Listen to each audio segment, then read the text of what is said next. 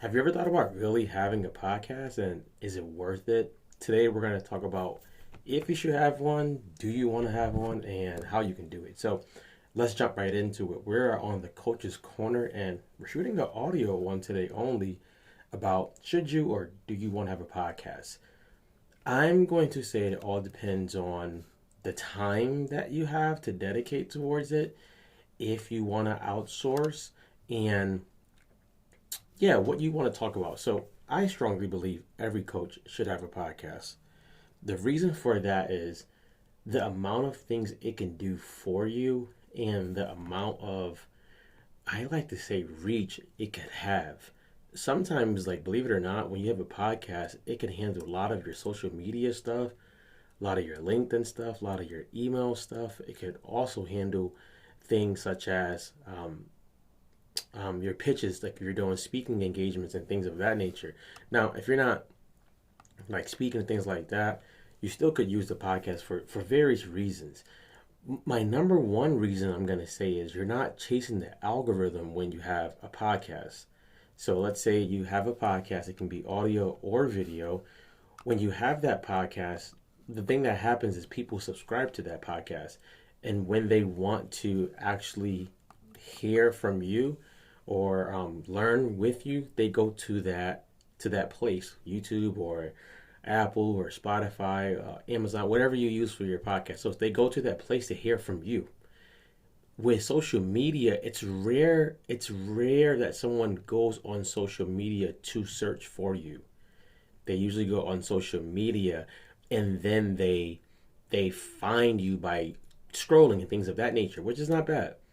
But it's not often that they're going on social media to go look for you. In a podcast, people are usually following maybe like 10 to 20 podcast shows.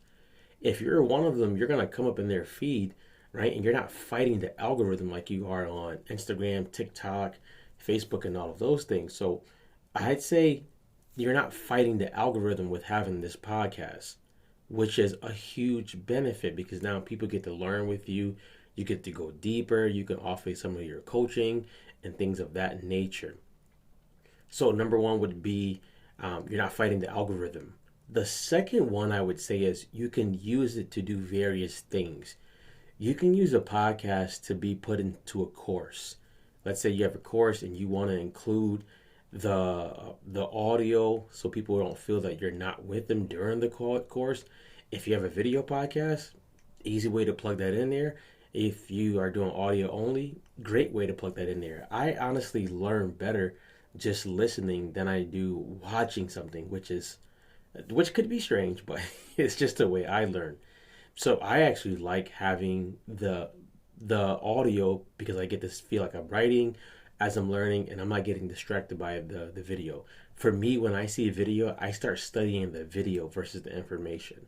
Like I start studying the lighting and all of that. So you can use this podcast for courses. You can use that same podcast for, as I mentioned earlier, to pitch in your speaking pitch deck. They get to hear you. If you have a video, they get to see you. They get to look at your body language, how you present, how you master the crowd, how you hold attention. All that's important because they're interviewing you before you even get there. And if you have that already there, they can go and search down LinkedIn, all your social media platforms and that nature. Now, here is a reason that I did not understand when I started. You can offer your coaching products and your coaching offers. For me, I do teach people how to podcast through a 7-day boot camp where we take you from A to Z. We take you from not having it to having it and being able to launch it. And when I first started podcasting, I was never talking about that ever. Like people was finding me on social media, but I wasn't talking about that inside of the podcast, which you should do in your podcast. Talk about your offers. Talk about how your offers transform people. We've been able to help over 40 people launch their podcast and get past that episode doom and gloom mark, which is like 5 to 10 episodes. We've helped people get past that. So you can use it to talk about your coaching, or if you're a church, to talk about your services. Whatever you do or whatever you offer, you can talk about that inside of your podcast. It's definitely definitely worth doing. So we got number one, you're not fighting the algorithm. Number two, you can use it for different reasons. Number three, talking about your offers in it. Now, let's just get to the nitty gritty. What does it take to actually run a podcast? First, I would say consider outsourcing all of it except you doing the recording. I help people. I have clients where they literally just record, they send me the episode, we edit it, we upload it, we do all the work, they get to sit back and relax. Now, if you're going to do it on your own, we teach that. If you're going to do it on your own, it is a little different because now you have to record. Most likely, you have to make sure you find the time to record. You have to edit it. You have to do show notes.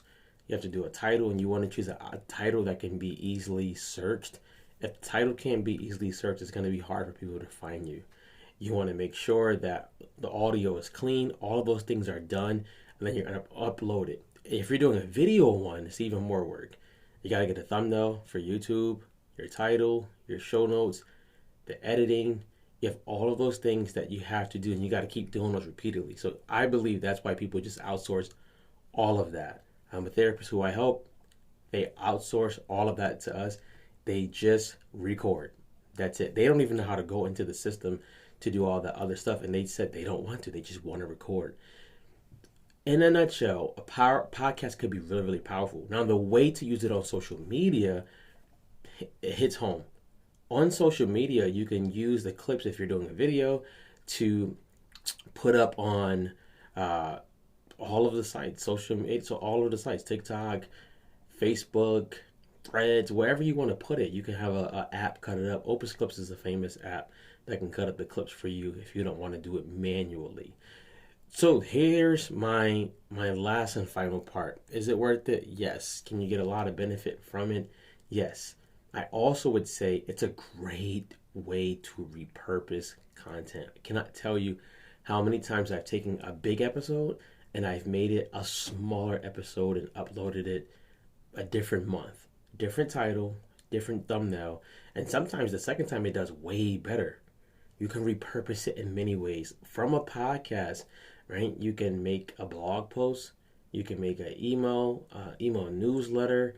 You can make tweets out of it. You can make threads out of it. You can make shorts for YouTube out of it. Reels for TikTok, Instagram, and Facebook, or whatever ones that you prefer. There's so much you can do with it. I usually tell coaches who feel that they're overwhelmed, just sit down once a week for 15 minutes and record an episode. Outsource the rest. Outsource the rest. The reason why you should do that is because there's so much bang for your buck if you do that. Or you can just keep hustling, doing reels every day and things of that nature. I'm not against either. I think they both have their part.